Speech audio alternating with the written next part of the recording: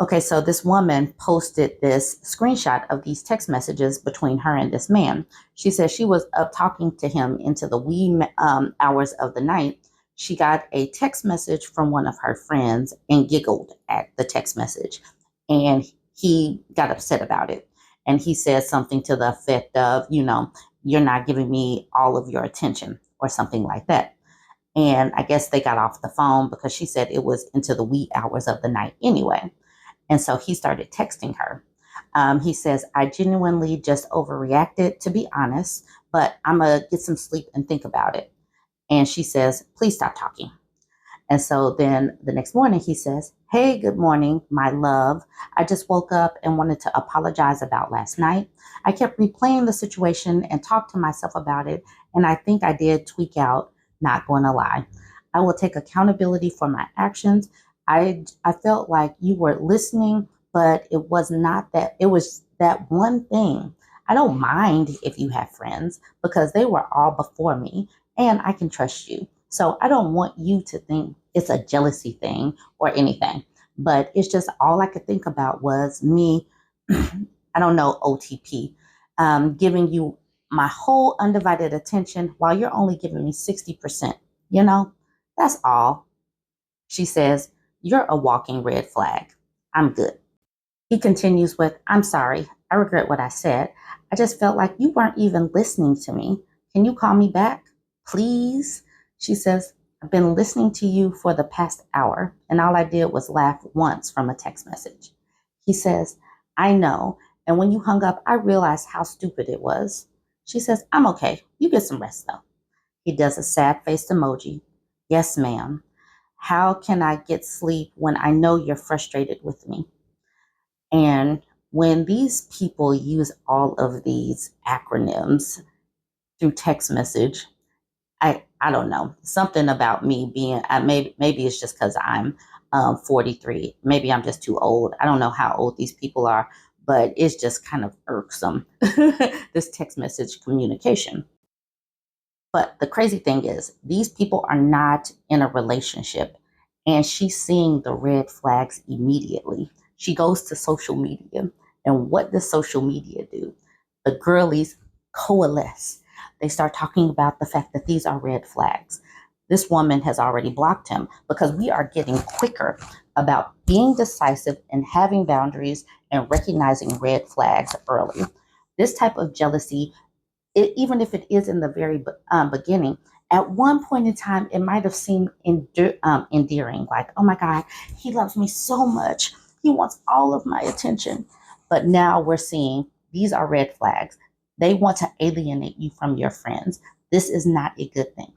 This man is waving a bright red flag.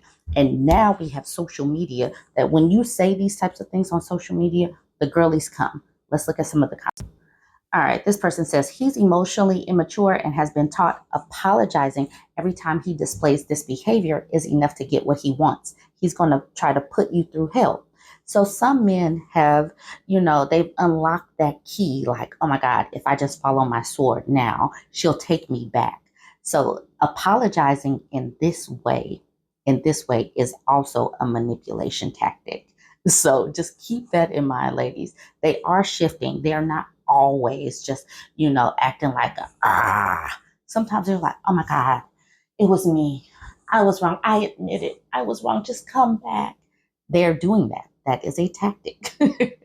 All right. So then Jennifer says, this is a major part of raising emotionally responsible little boys that their mamas missed the boat on. They are used to apologizing for a free pass to bad behavior. So, like, in general, people always put everything on the mama. But the part at the bottom that I wanted to highlight, they are used to apologizing for a free pass for bad behavior. Yes, that is the tactic. Okay, so she says the red flag has turned up a brighter color. This N word is a flaming crimson flag. He's trying to go into repair mode.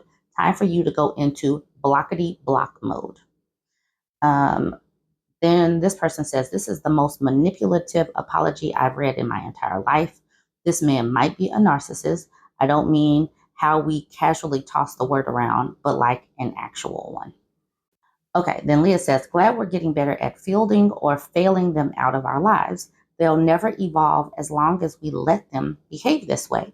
They need us far more than we need them. They'll get much worse, then eventually better if we stop entertaining this malarkey. Absolutely. That's the reason why it it helps us to cut it quickly. But eventually, the smarter ones will adjust and stop being so manipulative. So it eventually helps them out.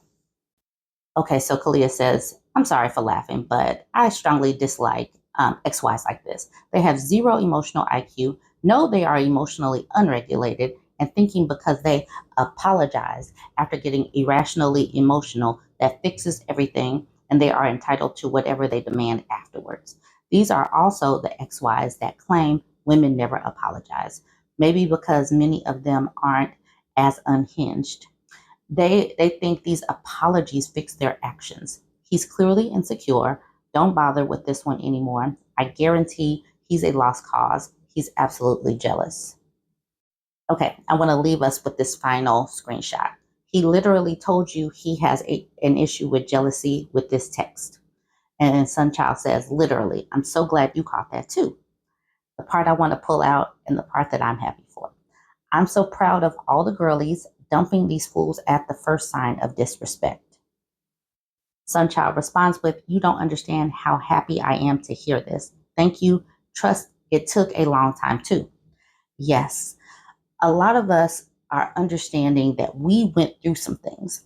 There was a time before we had this coalition, this Kiki Fest, this girl talk via social media, where we might have been doubting ourselves, where we might have seen the jealousy as endearing, like, oh my gosh, he just loves me that much. He just wants me to focus my attention on him so much. I know that he really cares about me. And we would ignore red flags.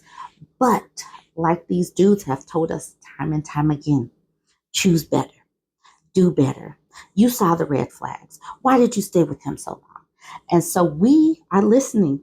Men's, we are listening. You said, have some accountability. Well, we're having accountability. We're having accountability by talking to other women and saying, no, that is a red flag. Walk away. No, that is a red flag. Block. Block quickly. Don't talk to that person. That is not love. That is not caring. That's manipulation. We are having accountability. And these dudes are not going to like what accountability looks like because they try to shame us by talking about, you're just single, blah, blah, blah. But, when choosing better sometimes mean we don't choose those people. And a lot of these people, their foundation, their baseline, their their standard is like that how they just come out. Their factory setting is manipulation instead of seeing relationships as a reciprocity thing, a supportive thing where you have to be vulnerable a little bit, I have to be vulnerable a little bit, give and take. They haven't seen that. They have been the colonizers and able to just mine for our energy, time, and resources for so long that they are not used to women just pulling back and say, you know what, I'll just give that to myself and I'll hang out with my friends. But this is what accountability looks like. This is what sisterhood looks like. And I am here for it. High five, ladies. All right, y'all jump in the comments and let me know what you think about this one.